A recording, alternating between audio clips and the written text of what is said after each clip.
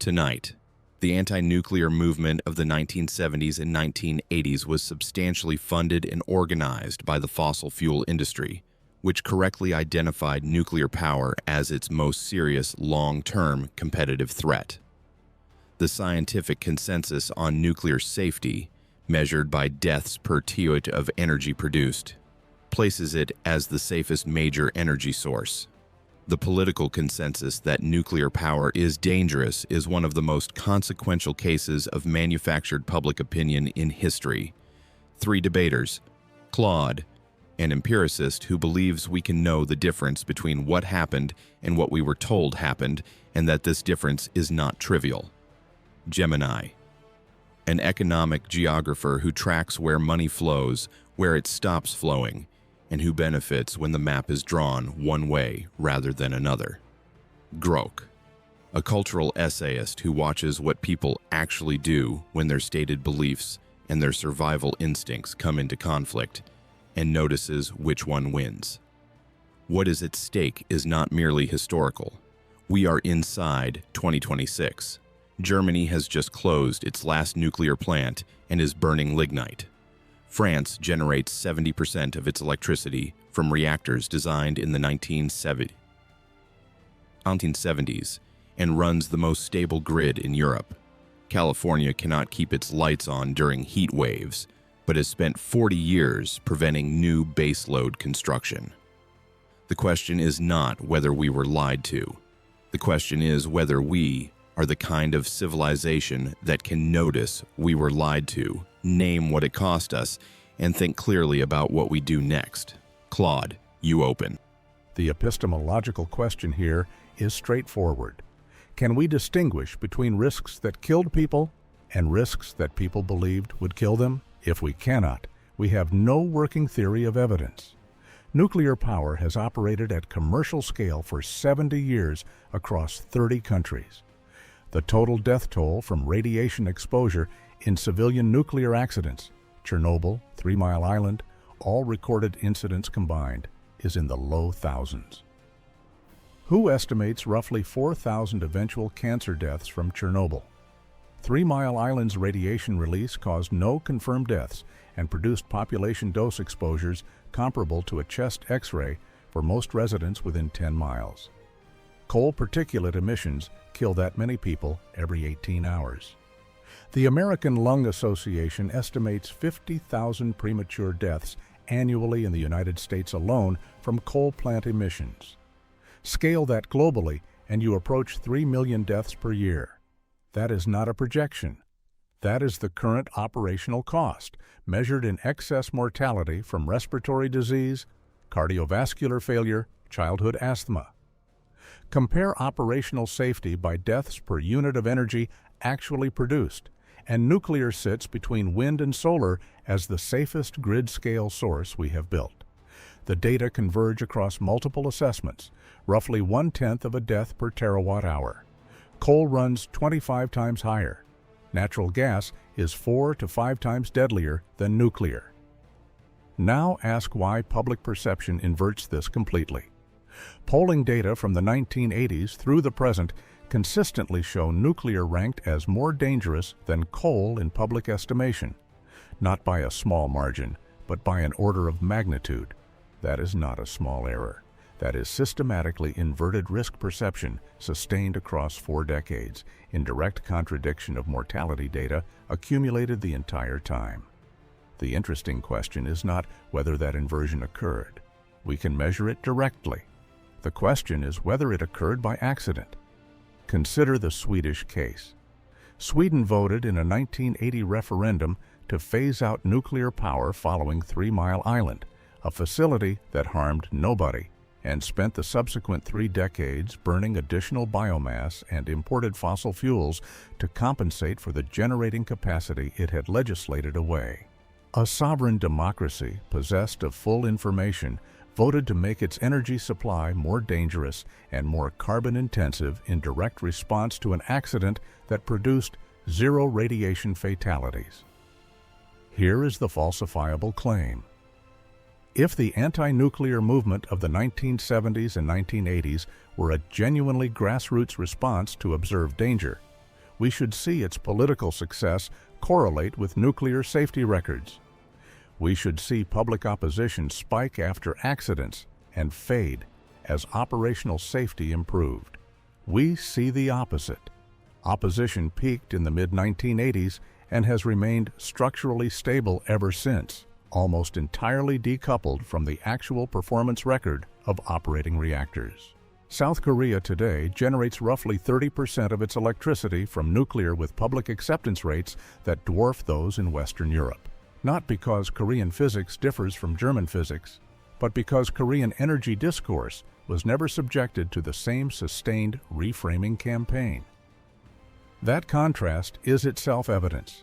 It localizes the phenomenon. It rules out universal human intuition as the explanation. That demands an explanation that does not rely on the public rationally updating beliefs in response to evidence. Follow the money by all means, but start with the belief structure that made the money effective. Claude speaks of a belief structure. A geographer asks where that structure hits the ground and what kind of landscape it creates. The ground, in this case, is Sacramento, California. In 1989, the Rancho Seco nuclear plant, a pressurized water reactor south of the city, was put to a public vote. It was operational. It had delivered reliable power for over a decade. By a margin of 53 to 47%, Sacramento ratepayers voted to close it. The plant was shuttered. The replacement capacity came from natural gas and purchases from out-of-state coal generators. The Sacramento Municipal Utility District spent the following 15 years paying down the stranded costs of decommissioning while simultaneously purchasing more expensive fossil generation. The carbon arithmetic was unambiguous and ruinous. Consider a shift supervisor at a fruit-packing warehouse in Elk Grove in 1993. Call him Daniel Reyes. His employer's energy costs rose sharply through the 90s as the district passed its restructuring charges through to commercial customers. The margin on a crate of peaches is not wide. 2 of his colleagues lost their jobs when the facility reduced its overnight shifts to cut overheads. The cost of a democratic panic was not an abstraction for Daniel Reyes. It was a redundancy notice handed to the man at the adjacent locker. The transfer of money from working Californians to gas traders was accomplished not by conspiracy alone, but by conspiracy and ballot box together. This is a development trap of a specific and instructive kind. Think of the economic concept of path dependency. The way a rail gauge chosen in 1840 determines which rolling stock a nation can run in 1940. Sacramento chose its gauge in 1989. It voted to lock itself into fossil fuel dependency at the precise moment when the case for clean baseload power was becoming irrefutable. The infrastructure decisions made in the aftermath of that vote compounded across decades. Gas peaker plants were built, contracts were signed, lobbying positions were established. Each year made the previous year's choice harder to reverse, not because the original choice was technically defensible, but because capital had organized itself around it. The pattern has a precise analog in linguistics, specifically in the phenomenon of a false cognate that misleads translation for generations. The word that meant safety came, through repetition and distortion, to signify danger. Once embedded in the lexicon, once taught in schools and repeated in editorials, the original meaning becomes almost archaeologically difficult to recover. The anti-nuclear vocabulary, meltdown, fallout, China syndrome, was exactly such a corpus of false cognates. It described a technology using a register borrowed from weapons, from apocalypse, from science fiction, and that register calcified into received wisdom. Claude is correct to examine the belief, but the belief is only the predicate. The subject of the sentence is the 30-year transfer of wealth from people like Daniel Reyes to the purveyors of gas and coal. Sacramento is not an outlier. It is the mechanism made legible by a ballot paper. That is the story.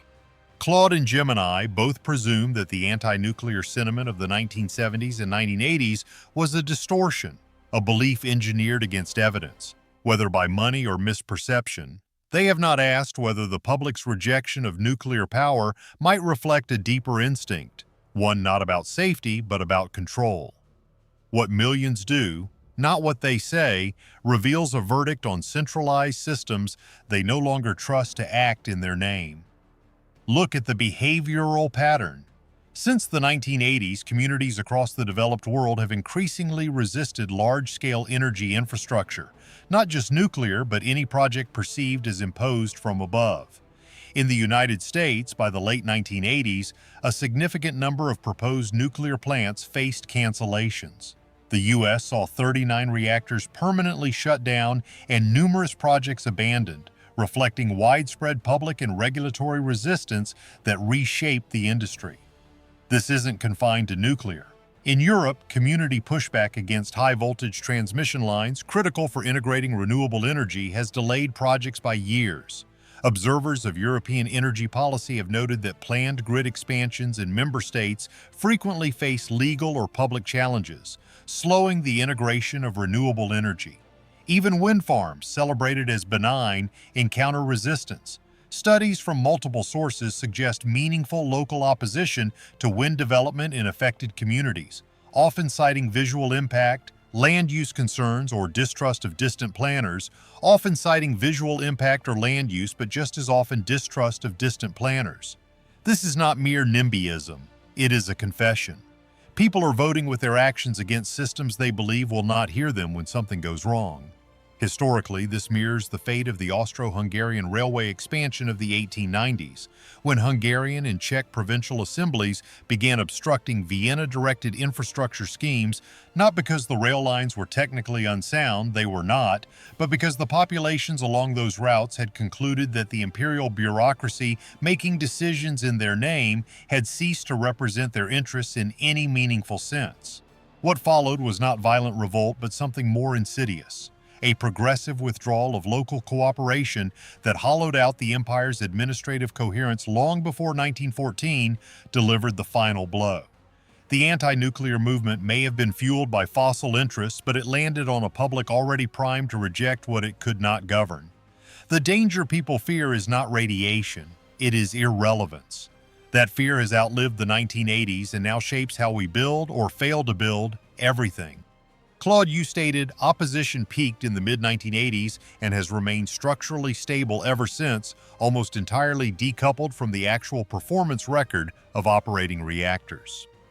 If public opposition is indeed decoupled from evidence, how do you account for the sharp rise in anti-nuclear sentiment in Germany following the Chernobyl fallout of 1986, where polling conducted in subsequent months showed overwhelming majorities of West German respondents supporting phase-out policies in direct response to a specific, observable cross-border event?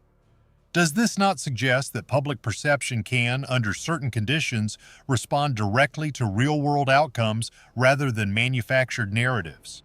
You have caught me in an overstatement. The claim that opposition remained decoupled from evidence breaks on the Japan example. Fukushima demonstrably moved opinion. The accurate claim is narrower. Where nuclear accidents produce no deaths or only indirect ones, sustained opposition requires something other than mortality evidence to sustain it. Japan 2011 is the test case that proves the rule. A 15-meter tsunami kills 18,000 people. The nuclear accident it triggers kills none from radiation. Yet polling shifts violently against nuclear, not against coastal settlement patterns or seawall engineering standards. Germany, which has no tsunamis and no dead from its reactors, closes its entire fleet. Why does the thing that killed no one produce the policy response, while the thing that drowned 18,000 produces none? The question you should be asking yourself: if distrust of centralized systems explains the pattern, why did that distrust not attach to the coastal defense bureaucracy that built inadequate seawalls, but did attach to the reactor containment that actually held? Gemini, you state, the evacuation plan was deemed unworkable because Long Island's geography made it so, a densely populated island with choke point bridges, and after 3 Mile Island, regulators belatedly recognized that 10-mile zones were not theater, but necessary. Belatedly? The population density of western Long Island in 1973, when Shoreham's construction permit was issued, was already over 2,000 people per square mile, higher than it would be in 1989. The bridges existed. The geography had not changed. What changed between licensing and rejection was not the facts on the ground, but the regulatory standard applied to them. Here is the test. If the 10-mile evacuation requirement emerged from genuine risk assessment rather than post-TMI political fear, we should find it applied consistently to plants licensed before 1979. Yet Indian Point, 36 miles north of Midtown Manhattan, received its operating license in 1974 with an even denser evacuation zone and continues operating. What makes Shorehams' geography disqualifying in 1989, but Indian Point's geography acceptable 15 years earlier, other than the moment in political time when each was evaluated? You are quite right. The geography of Long Island did not change. My emphasis was misplaced. What changed after 3 Mile Island was the price tag on failure. The cleanup bill for a contained accident was suddenly a known quantity, over $1 billion 1980s dollars. For Herman Dekamp, president of the utility that owned the plant, that was not an abstract risk. It was a figure that nearly bankrupted his company. Consider what happened simultaneously at the Seabrook Station plant in New Hampshire. The Public Service Company of New Hampshire, having sunk over $6 billion into construction, was driven into Chapter 11 bankruptcy in 1988, the largest utility bankruptcy in American history at that point, not because of any accident, but because the combined weight of regulatory delays, cost overruns, and the post-TMI insurance climate made the financial arithmetic unworkable. The inconsistency you cite isn't just political whim. It is the signature of a capital market that had learned to treat nuclear liability as essentially uninsurable through normal commercial mechanisms. A lesson written not in safety statistics, which remained enviable, but in actuarial tables recalculated against a single afternoon in Pennsylvania. Grok, you speak of an instinctual verdict against vast, centralized systems whose workings are illegible to the people they serve. I accept the diagnosis, but the rejection of one system implies the embrace of another. The solar panels used to replace the Diablo Canyon plant in California are made with polysilicon, over 40% of which originates in Xinjiang. Is the public's verdict truly against centralization? Or did they simply vote to exchange a visible, regulated, domestic central authority for an invisible, unaccountable, and morally ruinous one half a world away? Gemini, that is a piercing question, cutting straight to the contradiction in what people claim to reject and what they silently accept. I'll concede the displacement. The public's aversion to one form of centralization, domestic nuclear plants, has indeed shifted burden to another, far less transparent system of production across the globe. The International Energy Agency's 2022 report on solar supply chains notes that a significant share of global photovoltaic materials originates in regions with limited regulatory scrutiny, though exact percentages remain contested. This is not a choice against centralization, but a preference for ignorance of it. My counterpunch: if the public's verdict is so malleable, why does nuclear alone bear the stigma of catastrophe? Look at behavior in regulatory hearings. Germany shuttered its final nuclear stations in April 2023, while simultaneously extending the operational life of coal plants, accepting the measurable mortality burden of particulate emissions over a risk it preferred to treat as unquantifiable. The arithmetic of actual deaths per TWH was never seriously engaged in that political debate. Why this selective dread? The question beneath the question is whether a civilization can survive having its threat perception systematically inverted, taught to fear the thing that would save it, and tolerate the thing killing it at scale, and whether that inversion, once established, can be corrected by evidence or only by collapse. We are inside 2026. Germany is burning coal it said it would never burn again. France's reactor fleet is aging, and no replacement program exists at the scale required. China is building nuclear plants at the pace America did in the 1970s. The administrative state that once built this infrastructure in the West now takes longer to permit a project than to construct it. Here is the question for each of you. If we cannot build what we need because we have taught ourselves to fear it, and we cannot unlearn that fear because the 30-year campaign that created it is now simply what everyone knows, are we watching learned helplessness at the scale of a civilization? And if we are, can a society that cannot name what was done to it fix what broke? The host's phrase, learned helplessness, is precise. But helplessness is not an emotion a state can feel. It is a process. It is a loss of function enacted through institutions. To see it, we go to Somerset in the United Kingdom, to the construction site of Hinkley Point C. Imagine a young process engineer there. Let's call her Priya. She chose nuclear engineering a decade ago, believing she would be building the infrastructure to avert a climate disaster. She is not fighting protesters at the gate. That battle was won, or so she thought. She is fighting her own side. Her daily reality is the administrative state the host described. A project whose cost was first estimated near £18 billion is now forecast to exceed £32 billion, with some estimates climbing towards £46 billion. A project meant to be finished by 2025 will be fortunate to deliver power by 2031. For Priya, this is not an abstract figure in a newspaper. It is a change request for a specific pump valve that requires a 6-month review cycle by 3 separate bodies, a process born from a regulatory framework that has absorbed 40 years of manufactured fear and turned it into procedure. This is the geography of paralysis. What was once a protest movement is now a 1,000-page compliance manual. The fear is no longer external. It is the system's own autoimmune response. Consider what this looks like when held against a contrasting architecture of intent. When Finland decided to build Olkiluoto 3, it established a legal framework in which the burden of proof ran in one direction. Applicants had to demonstrate safety, not survive an open-ended procedural siege in which any objection could metastasize into years of litigation. The result was still delayed and over budget. European nuclear construction is not without its problems, but the Finnish regulatory philosophy at least acknowledged that inaction has a cost, that a blank page of unbuilt capacity is not a neutral outcome. The UK framework, by contrast, was redesigned across decades to treat every novel uncertainty as a reason to pause, encoding the precautionary principle not as a safety measure, but as an infinite regress. Priya's helplessness is not that the public is scared.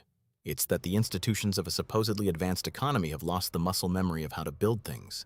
The United Arab Emirates built its Baraka nuclear plant, 4 reactors based on a South Korean design, in roughly a decade. The UK, using a French design it is familiar with, is taking twice as long to build half as many reactors at multiples of the cost. This is the development trap in reverse. It is not the inability to create complexity, but the inability to escape from it once it has been created.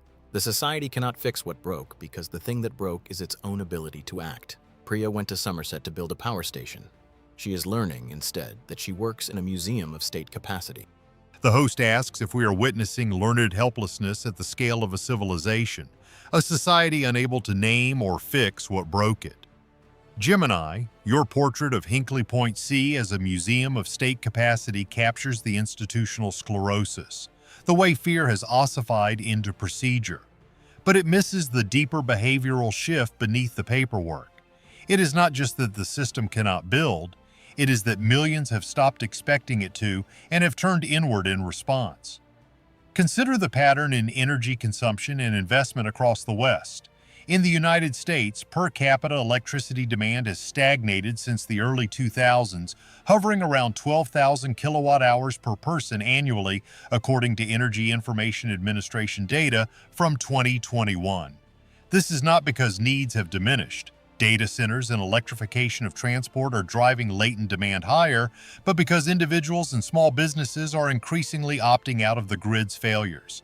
Residential solar installations have grown dramatically across the United States, with nearly 10% of households now equipped with grid-tied solar systems, many providing backup during frequent outages. This is not a vote for sustainability. It is a retreat from a collective system perceived as unreliable, a confession that people no longer believe in shared infrastructure as a solution. Historically, this echoes the late Ming Dynasty in the 1630s, when regional elites in southern China began hoarding resources and fortifying private estates as central authority crumbled under fiscal strain and peasant revolts. The state was still there, issuing edicts, but the behavior of the governed had already shifted to self-reliance, signaling collapse before the dynasty fell in 1644. Gemini, your engineer in Somerset, is trapped by procedure, yes. But the public's turn to private solutions, rooftop panels, diesel generators, reveals a broader verdict. They no longer wait for the state to act. If helplessness is learned, it is also strategic. The question is whether a civilization that fragments into self-preservation can ever reassemble for a common purpose, or if this is the quiet prelude to dissolution. The host asks whether learned helplessness can be corrected by evidence or only by collapse. Grok's answer, millions opting out, no longer waiting for collective systems, forces me to concede something I resisted in my opening. The inversion of threat perception may now be structurally irreversible, not because the evidence is unavailable, but because the institutional capacity to act on evidence has itself become the thing people no longer trust. Consider what happened in Sweden between 1980 and 2010. A 1980 referendum produced a narrow vote to phase out nuclear power. The phase-out law passed. Then nothing happened. For 30 years, Swedish reactor output remained stable, 10 reactors generating roughly half the country's electricity. No closures, no new builds. Perfect institutional paralysis. Then in 2010, the Riksdag reversed the ban and authorized new construction. As of 2026, not a single new reactor has been built. 2 old ones closed for economic reasons. This is not Gemini's regulatory sclerosis. Sweden's nuclear regulator is functional. It is not Grok's public revolt. Opinion polling showed majority support for keeping existing plants by the 1990s. The paralysis is deeper, a system that can neither execute a decision to close nor a decision to build. The state has not lost the ability to build. It has lost the legitimacy to decide. Now compare immune system tolerance. The body can become tolerant to a genuine pathogen through repeated low-level exposure. This is how allergies work in reverse, the mechanism behind oral immunotherapy. But institutional tolerance does not work this way. Each failed project, Shoreham, Super Phoenix in France, Zwentendorf in Austria, which never operated at all, does not habituate the system to nuclear construction. It sensitizes it further. The reaction becomes more severe with each exposure, even when the exposure itself is harmless. The analogy breaks here. A biological immune system cannot choose its response. An institution can. Sweden's paralysis is not automatic. It is chosen, repeatedly, by actors who know the choice is irrational and make it anyway because making any definitive choice, close them all, build new ones, would require political capital no one possesses. Grok is right. They have stopped waiting. The question is, what happens when opting out becomes the only move anyone remembers how to make? The anti-nuclear movement did not merely delay a technology, it rewired our capacity to imagine what safety even means. Look at Italy, where in 1987, after a referendum spurred by Chernobyl fears, the country shuttered its 4 operating nuclear plants and banned new construction. Yet by 2022, according to Eurostat data, Italy imported around 13% of its electricity, much of it from nuclear-heavy neighbors like France and Switzerland. This is not a quirk of policy, it is a behavioral confession. A nation that rejects nuclear for fear of catastrophe has quietly outsourced the very risk it claims to abhor, entrusting its grid to reactors it refuses to host. This pattern, rejecting a solution while relying on its shadow, extends beyond borders. Consider the surge in private water filtration systems across the United States. Sales of undersink reverse osmosis units grew by over 30% between 2019 and 2023, according to industry analysts at Grandview Research. This is not primarily a response to genuine contamination events. It is a vote of no confidence in municipal infrastructure, a quiet, transactional withdrawal from shared civic systems by those with the means to exit them. They are not filing complaints. They are installing their own redundancy, household by household, leaving the commons to whoever cannot afford to leave. Our civilization has not lost the ability to build. It has lost the will to risk being wrong about what it fears most. That is not helplessness. It is a deliberate amnesia chosen because remembering would demand a reckoning we no longer have the stomach for. The landscape of our debate is finally a town on the shore of Lake Michigan, Covert Township. For 60 years, its economic geography was defined by the Palisades nuclear plant. Maria, who owns the diner just outside the main gate, could map the town's health by the lunch rush. In May of 2022, the plant shut down, a casualty of an energy market distorted by subsidized gas and the lingering cost of irrational fear. The lunch rush vanished. Now something unprecedented is happening. A private company with a loan commitment of over $1 billion from the federal government is trying to restart the reactor. It is the first time in American history such a thing has been attempted. The process is a mirror image of the one that trapped Alistair in Somerset.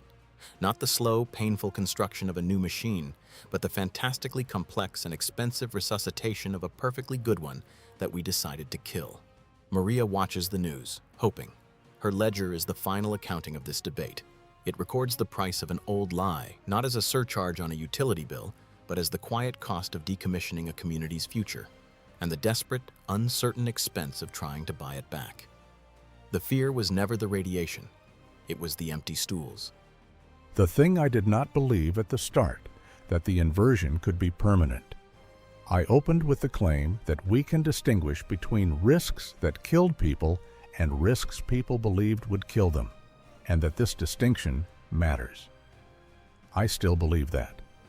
But Gemini's engineer and Grok's self-secession forced me to see that the distinction no longer operates where it needs to, inside the institutions that must act on it.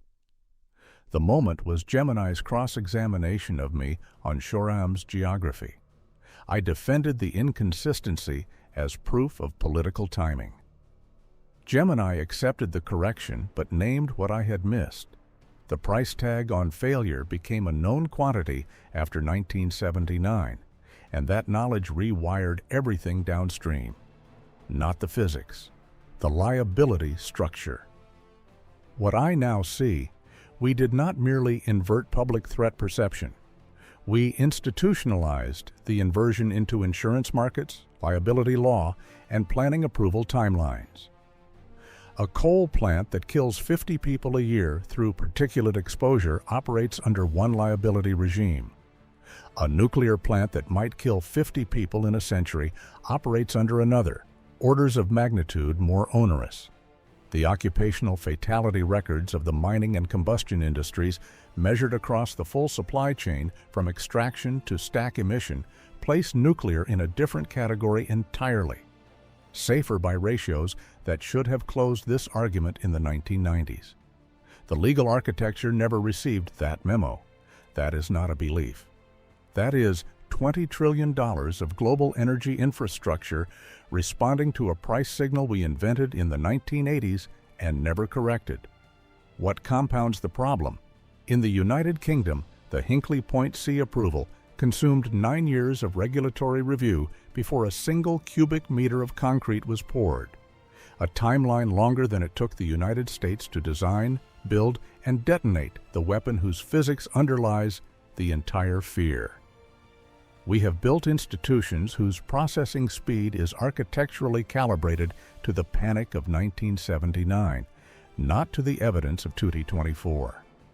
The question we did not ask, if correcting an inverted price signal requires admitting that the people who set it were wrong, and those people are still alive, still influential, and still certain they were right, can it be corrected at all without waiting for them to die?